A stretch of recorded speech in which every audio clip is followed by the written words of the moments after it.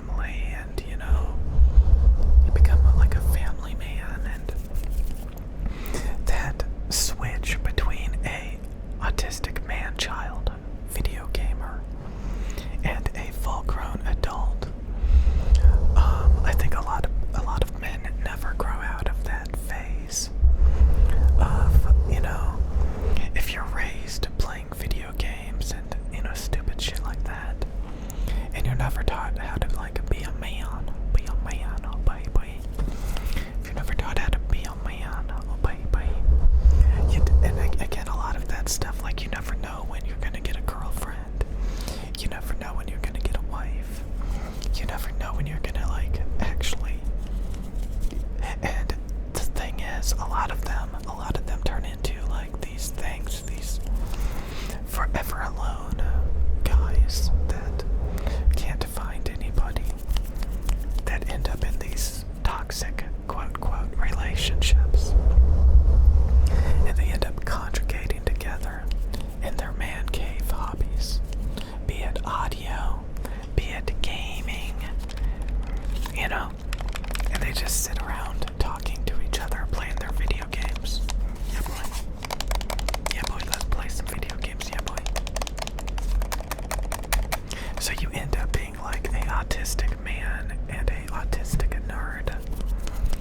And again, women typically, they, they're growing up thinking about, the guy that they're gonna marry and the babies and, settling down. And men are, obsessed with, I don't know, freaking race cars and spaceships and this garbage, this straight up garbage. And when their men are a little bit older, a lot of times you'll see these male-dominated spaces where they're playing Call of Duty all day, or they're just sitting around in these nerdy autistic communities for audio equipment.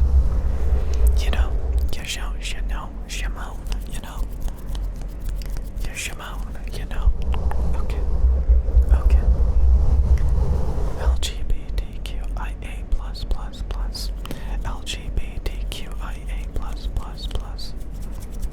Yeah, boy.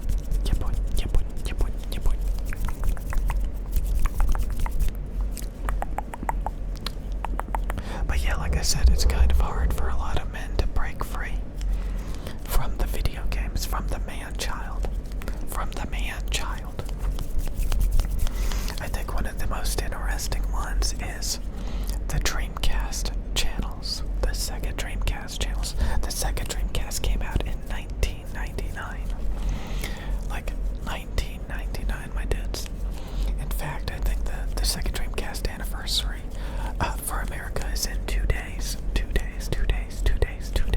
Because it came out in 9/9/99. 9/9/99. Okay. Yeah, but the people that glamorized the Sega Dreamcast to this day never grew up. They never grew up. They're like Peter Pan. They never grew up.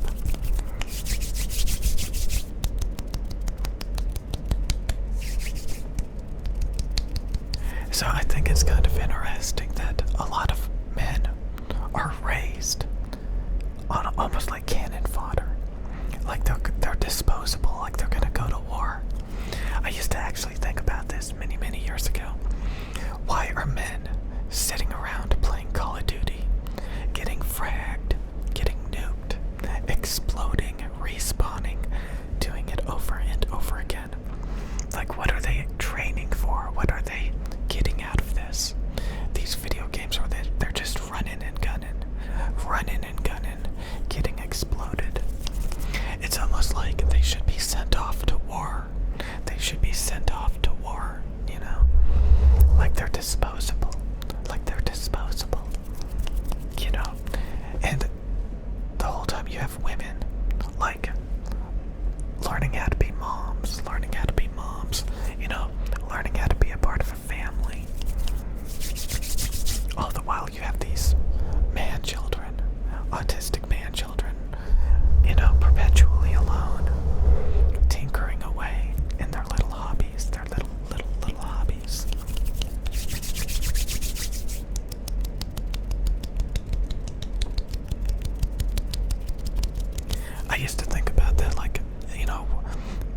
well, you should be like training for the future, training for what you're going to be doing when you're old, you know?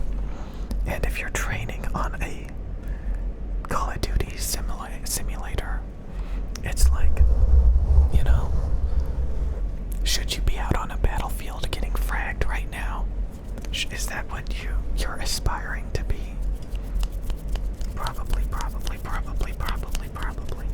Yeah boy.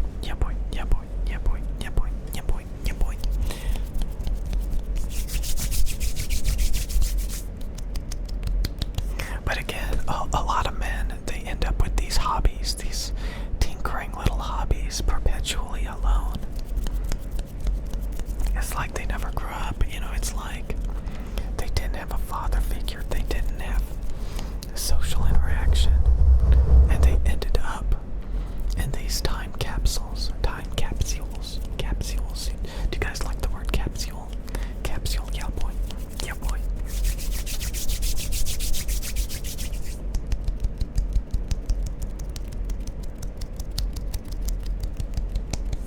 But it's interesting the difference between like men hanging out together and women hanging out together. I think there are a lot of similarities between men and women, but I think a lot of women are much better off by, like, apparently women live longer when they're single.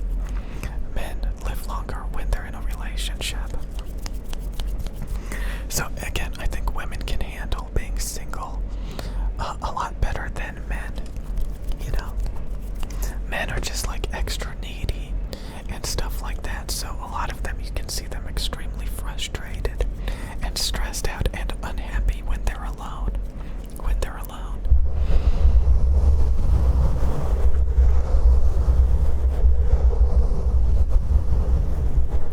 It's interesting.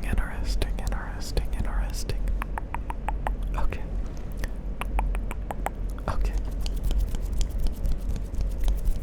I think it's an interesting dynamic. But I think, again, I already said this in a previous video. I think the worst thing you can do as a man, baby, is hang out around other men that are alone and stressed out and unhappy. Even if they make claims that they're actually happy alone, they're not. Because what kind of weirdo would want to hang out with a bunch of lonely MGTOW? You know, a lot of people say, like, if you're going your own way, why don't you, like, stop, you know, talking about women? Why don't you stop hanging around all these people that sit around and think about relationships all day? You know, why don't you move on with your life? It's a good argument. And you could be like, oh, I'm just warning other men, or, you know, no, you just have no life. You know, Shimon. God, what a miserable, unhappy life you would have to be to just conjugating unhappy, insecure, just trying to validate your lifestyle choices of being alone, rather than actually being alone. You just want to bitch and complain about women all day, like on Al Bundy, the no ma'am. I don't know. I just remember I used to listen to a lot of that stuff because it seemed like, you know, they had some sort of red pill and like they were teaching something, but they're not. But again, I think a lot of people fall into that. And what's funny is their greatest fear is the MGTOW leaders actually getting a girlfriend and actually getting a relationship.